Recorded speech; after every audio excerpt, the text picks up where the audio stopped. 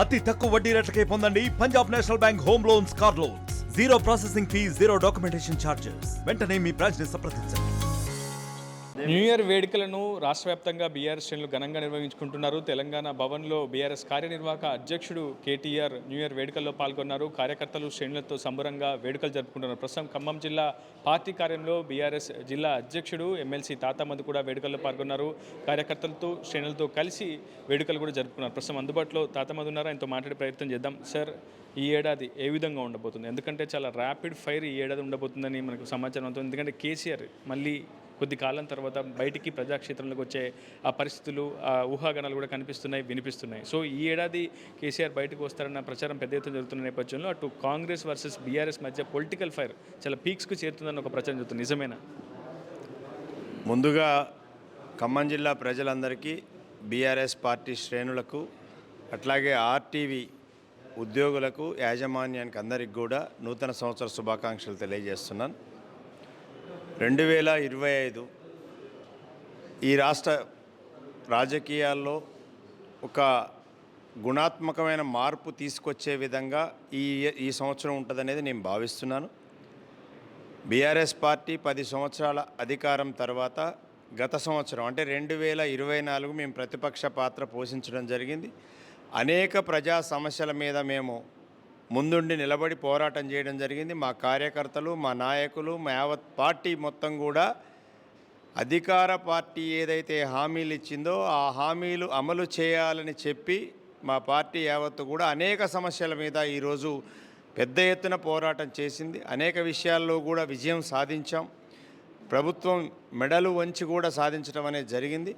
భవిష్యత్తులో అధికార పార్టీ రాష్ట్రంలో అధికారంలో ఉన్న కాంగ్రెస్ ప్రభుత్వాన్ని ఖచ్చితంగా ప్రజల పక్షాన ప్రశ్నిస్తూనే ఉంటాం. అది 2025లో ఇంకా మరింత ఉధృతంగా ఉండబోతుంది.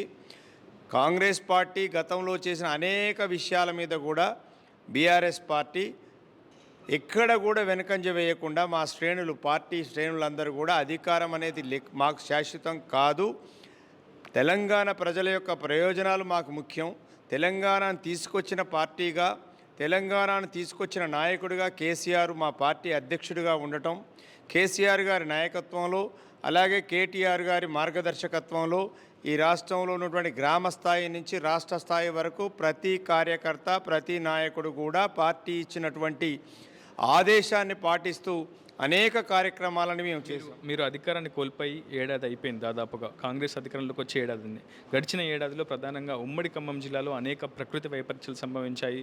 మున్నేరు వరదల ఎఫెక్ట్ కావచ్చు, పెద్దవాగు ప్రాజెక్టు కావచ్చు, ఇలా అనేక ప్రకృతి వైపరీత్యాలు సంభవించినప్పుడు కావచ్చు, ప్రతిపక్ష పార్టీగా మీ పాత్ర వహించినప్పుడు కావచ్చు, ఎలాంటి అనుభూతి కలిగింది? ఎందుకంటే ఒకవైపు అధికారం దాదాపు 10 ఏళ్ల పాటు అధికారంలో ఉన్నారు, కానీ ఒక్కసారిగా ప్రతిపక్ష పాత్ర పోషించాల్సి వచ్చినప్పుడు కొంత ఆందోళన, కార్యకర్తల అరెస్టులు కావచ్చు, అటు కక్ష సాధింపు చర్యలు ఉంటాయి. సో ఈ ఏడాది కాంగ్రెస్ పాలనపై మీరు ఏం చెప్తారు? ప్రతిపక్ష పాత్రపై మీరు పోషించినటువంటి పాత్రపై ఏం చెప్తారు? ఖమ్మం జిల్లాకు సంబంధించి ఈరోజు వచ్చిన వరదల్లో ముందు రియాక్ట్ అయింది బీఆర్ఎస్ పార్టీ. మా పార్టీ కార్యకర్తలు క్షేత్రస్థాయికి వెళ్ళి ఎవరైతే బాధితులు ఉన్నారో వాళ్ళందరినీ ఆదుకోవటంలో బీఆర్ఎస్ కార్యకర్తలు ముందున్నారు. ప్రభుత్వం మేము క్షేత్రస్థాయికి వెళ్ళిన తర్వాత ప్రభుత్వం కళ్ళు తెరిచింది. ఈ జిల్లాకు 3 మంత్రులున్నా 3 మంత్రుల కంటే ముందు చూపుతోని ఈ యొక్క జిల్లాలో హరీష్ రావు గారు రావటం, వారి నాయకత్వంలో మా ప్రజాప్రతినిధులందరూ కూడా ముందు వరద బాధితులందరినీ కూడా పరామర్శించి వాళ్ళకి ధైర్యం చెప్పి రాష్ట్ర ప్రభుత్వాన్ని రంగంలోకి దించే విధంగా మేము ఒత్తిడి చేయడం జరిగింది. ఖమ్మం జిల్లా వరద బాధితులందరికీ కూడా తెలుసు, మేము క్షేత్రస్థాయికి వెళ్ళినాకనే వారు కూడా అనేక ఈరోజు చెప్తున్నారు, ప్రజలే క్వశ్చన్ చేస్తున్నారు. గతంలో కేసీఆర్ గారు ఉన్నప్పుడు ఇట్లా జరగలేదు, కేసీఆర్ గారు ఉన్నప్పుడు వరదలు వస్తే మమ్మల్ని ఆదుకున్నారు, సొంత బిడ్డల్లా చూసుకున్నారు. ఈరోజు జిల్లాకు 3 మంత్రులు ఉన్నా కానీ ఏమి చేయలేకపోయారని మీడియా ద్వారా మీకే చెప్పడం అనేది జరిగింది. అదేవిధంగా పెద్దవాగు కొట్టకపోయిన సందర్భంలో కూడా అక్కడున్న మా ఎమ్మెల్యే గారు మెచ్చా నాగేశ్వరరావు గారు కావచ్చు, తాటి వెంకటేశ్వర్లు గారు కావచ్చు, వీరందరూ కూడా ముందుగా రియాక్ట్ అయ్యి ఈ వాగు కొట్టకపోవటం, దానికి తదనంతరం జరిగేటువంటి ప్రజలను ఆదుకోవటంలో వారు ముందుండటం అనేది జరిగింది. అట్లాగే ఈ జిల్లాలో ఎస్సీ, ఎస్టీ, బీసీ, మైనార్టీ విద్యార్థులు ఉన్నటువంటి అనేక గురుకుల పాఠశాలలో జరుగుతున్నటువంటి పిల్లలకు జరుగుతున్న ఇబ్బందుల మీద రియాక్ట్ అయింది బీఆర్ఎస్ పార్టీ శ్రేణులు. అట్లాగే రైతుల సమస్యల మీద కూడా ఇవాళ పత్తి రైతులు ఇబ్బందులు ఎదుర్కొంటుంటే వాళ్ళ గిట్టుబాటు ధర రాకపోయినా, మిర్చి రైతులు గిట్టుబాటు ధర రాకపోయినా మార్కెట్కు 3 సార్లు సందర్శించి మళ్ళా హరీష్ రావు గారిని పిలిపించి, అదేవిధంగా ఇతర జిల్లా ప్రజాప్రతినిధులందరూ కూడా పిలిపించి మేము ప్రభుత్వం మీద ఒత్తిడి తేవటం వల్ల రైతులకు గిట్టుబాటు ధర అనేది రావటం జరిగింది. అలాగే ఆత్మహత్య చేసుకున్న రైతుల విషయంలో కూడా స్పందించడం జరిగింది. కాంగ్రెస్ పార్టీ మంత్రులు ఉన్నప్పటికీ ఆత్మహత్య చేసుకున్న రైతులకు ఏ న్యాయం చేయలేకపోయింది. బీఆర్ఎస్ పార్టీ మేము న్యాయం చేశాం, ప్రభుత్వం మెడలు వంచడం అనేది జరిగింది. ఈ జిల్లాకు సంబంధించి రాష్ట్ర వ్యాప్తంగా అనేకం జరిగాయి. లగచర్లలో గిరిజనుల భూములు లాక్కుంటుంటే ఈరోజు పోరాటం చేసింది మేము. ప్రభుత్వం ఆ యొక్క నిర్ణయాన్ని వెనక్కి తీసుకునే విధంగా కొట్లాడింది బీఆర్ఎస్ పార్టీ, ఏకైక పార్టీ. మా పార్టీ నాయకుల్ని, కార్యకర్తల్ని అందరినీ కూడా జైళ్ల పాలు చేసిన ఎక్కడ కూడా వెనక తగ్గలేదు. అందుకోసం మా పార్టీ కార్యనిర్వాహక అధ్యక్షుడు ఈ 2024లో పూర్తి బాధ్యతలు తీసుకొని పార్టీని నడిపించడంలో ముందంజలో ఉన్నాడు. మీ పార్టీ కార్యనిర్వాహక అధ్యక్షుడు కేటీఆర్ అరెస్ట్ అవుతారని గడిచిన ఏడాది చివరి నుంచి కూడా పెద్ద ఎత్తున విస్తృతంగా ప్రచారం జరిగింది. ఒకవైపు ఇప్పుడు ఈ కార్ రేసింగ్ సంబంధించి హైకోర్టులో తీర్పు రిజర్వ్ చేసింది. మరోవైపు కేసీఆర్ కాళేశ్వరం ప్రాజెక్టుకి సంబంధించి కావచ్చు జ్యుడిషియల్ ఎంక్వైరీ నడుస్తుంది. సో ఈ ఏడాది బీఆర్ఎస్ పార్టీకి కలిసి వస్తుందంటారా, లేదంటే పార్టీ కీలక నేతలు ఏమైనా అరెస్ట్ అవుతారన్న ప్రచారం జరుగుతుంది కాబట్టి కలిసి వస్తుందంటారా, కలిసి రాదంటారు ఈ ఏడాది? మేము ప్రతిపక్షంలో ప్రజల పక్షాన కొట్లాడుతున్నప్పుడు అధికార పార్టీ అనేది ప్రతిపక్ష నాయకుల మీద కేసులు పెట్టడం, వేధించడం, రకరకాల ఇబ్బందులు పెట్టడం, ఆర్థికంగా ఇబ్బందులు పెట్టడం, ఇవన్నీ కామన్గా జరిగాయి. ఎలాంటి అసలు కనీసం ఒక ప్రూఫ్ కూడా లేని విధంగా మా పార్టీ నాయకురాలు, మా పార్టీ ఎమ్మెల్సీ కవిత గారిని 6 నెలలు ఈ కాంగ్రెస్ పార్టీ కేంద్రంతో కుమ్మక్కయ్యి ఆవిడని అరెస్ట్ చేసి జైల్లో పెట్టడం జరిగింది. చివరికి ఏం చేసింది కోర్టు? ఎక్కడ ఎవిడెన్స్ లేదు. ఎవిడెన్స్ లేక, ప్రూవ్ చేయలేక ఆమెను గత్యంతరం లేని పరిస్థితుల్లో విడుదల చేసేటువంటి పరిస్థితి వచ్చింది. రేపు కేటీఆర్ గారిది కూడా జరుగుతుంది. ఈ ఫార్ములా రేసు అనేటువంటిది ఈ రాష్ట్ర ప్రగతి కోసం తీసుకొచ్చింది.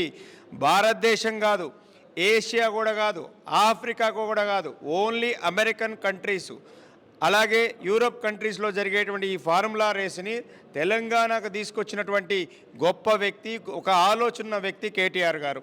ఎందుకంటే వీళ్ళు చదువుకోలేదు, వీళ్ళు మూర్ఖులు, వీళ్ళకి అర్థం కాదు ప్రపంచం ఏం జరుగుతుంది, ఎన్ని ఫార్ములా రేసులు జరుగుతున్నాయి, లేకపోతే ఎన్ని కార్నివాల్ జరుగుతున్నాయి, దానివల్ల వచ్చే ఉపయోగం ఏంటి అనేది వీళ్ళకి అర్థం కాదు. ఎందుకంటే కాంగ్రెస్ పార్టీ ఓల్డ్ మైండ్తో ఆలోచిస్తున్నారు, ఫ్యూచర్ గురించి ఆలోచించట్లే.